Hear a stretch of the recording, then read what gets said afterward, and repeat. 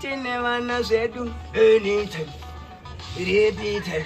na one of them Wari makomborero vandiwedzera vadiki pfuti tavakokera this time nepower tinowedzera anytime betele mamri one vana vadiki andifenda kavapindira muchiki this time satan tomuita siki tosiya ari wiki anytime tomuwachisa nejiki na one of them say ndichimira tuma grade 1 tuma grade 2 silent pattern vamwe vari 2 kana grade 3 siya vari free vari bonge gum 3 saka vanopfeka zvese naikana bike takavamirira vaende pastrike this time pawhatsapp wesa like anytime navanodemu inovaimbirawo kengesha mukombe vanoziziva kuti handife ndiri rombe ko this time ndichade zvevahombe repitala kwani pandicho takuda vana musazogaire kuti handina kukwana tovarovera zimbabwe tugana tozonobudira botswana anytime tiri kudiwa pachosa vamwe vari kurova kwesa chibaba neautesa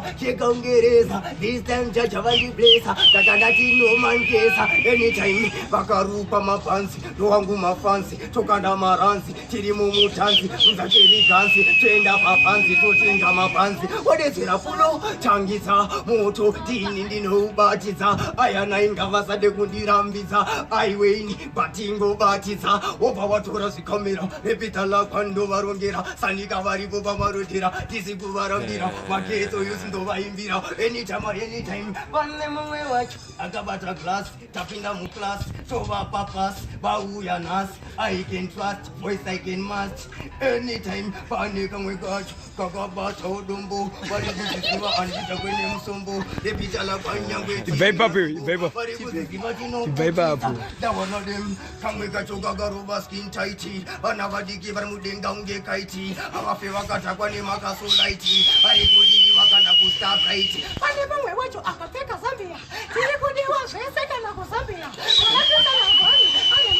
anytime they deliver Hey, why do you like that, right?